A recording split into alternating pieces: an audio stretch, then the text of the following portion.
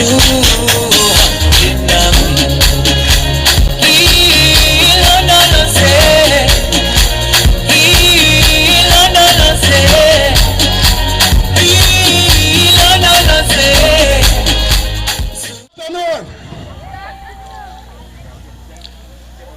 know, I cannot start my story by saying thank you, Marian. If you're I1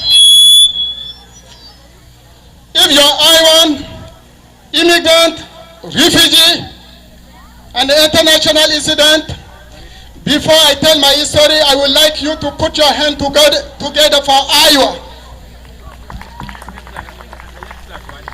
Thank you. You know, there is no better state to start your life as a refugee, immigrant, or international incident in the United States. My name is Ezai Toinga. I am from Chad Republic.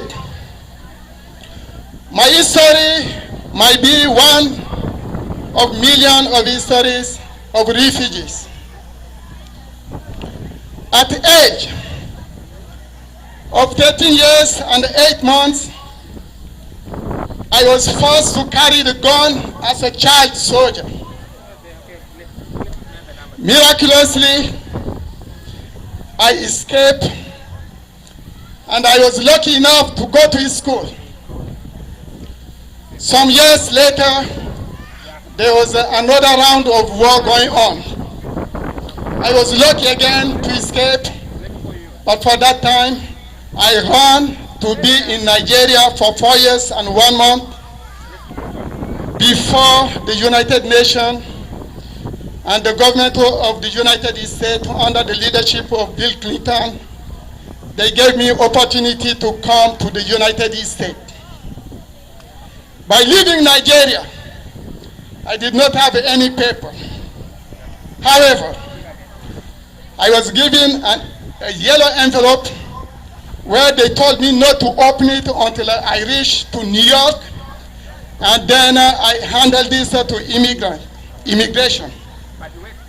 And that was what I did. When I handled that envelope to an agent or officer of immigration, they opened it, and then they pull out my picture, and they handle me I-94. Now, I had to come to Iowa. I was lucky again that there was another organization that helped me transition from New York to Iowa. But my airplane had to stop in St. Louis. Unfortunately, there was a delay, and we stuck at the airport. I could not speak English, and I did not have money. The only money I have, it was 30 naira, which might be less than 10 cents in my pocket. But here is what I would like you to know. Don't hide your culture. Don't hide your value or your traditions. My tradition and the culture helped me that day. By wearing my African clothes, someone at the airport, we couldn't lay down, and it was 24 hours trip. I was so tired. Another family that was with me, they were tired too. But at the airport, they did not allow us to lay down. And as the guy saw me in my African clothes, the guy approached me and asked me if I am from Africa. I said yes. He said, I will take you and your friend to my house, and tomorrow you will get your airplane. And the guy did. After that, they sent me to Sioux City.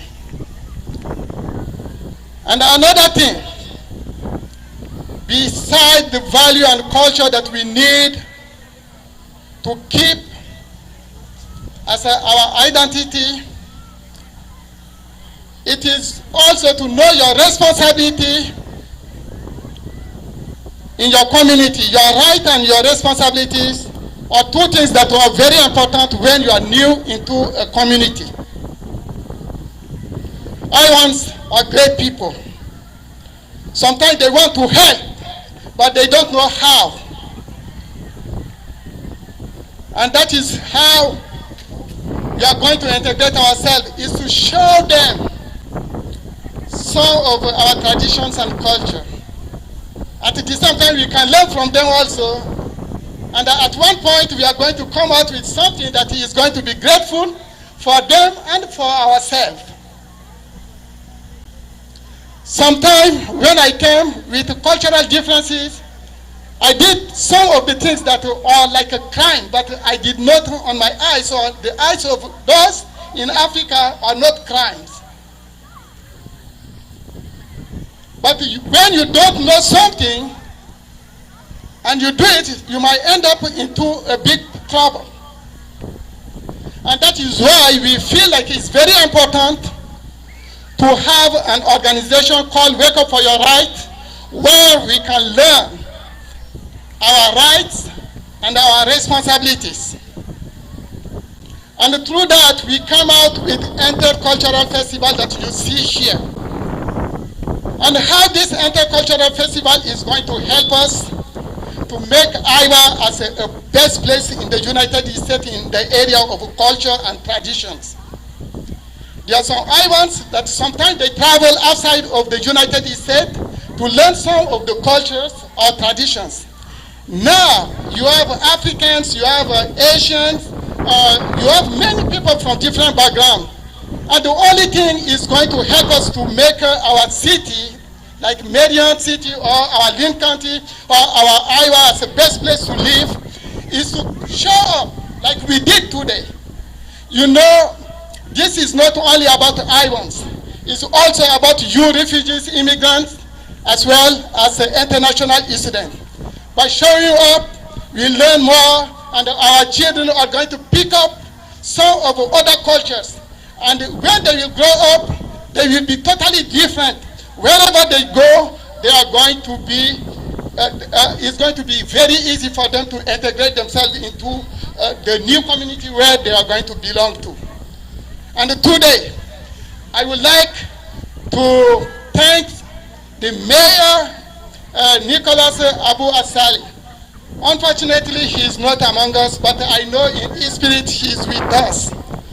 Always he came to our event. He encouraged us to come and organize this event also in his city. And we are so proud that the city of Marion is really involved into this event. The different communities in Marion are really involved into this community. And believe, we have been in that intercultural festival for 8 years.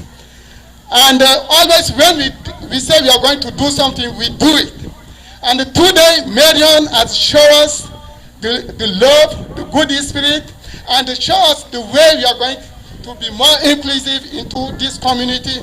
So let us come together, and next year, anyone who wants to be part of the committee that is going to organize this event again, please, when you see people in blue, let them know, and next year we are going to put our ideas together and make this area as a special area of inclusion where we can learn more from each other, and we will make our great community, we will make our community as a great community to live. Thank you so much, and one more time I would like to say thank you, immigrant, refugees, and Iowans.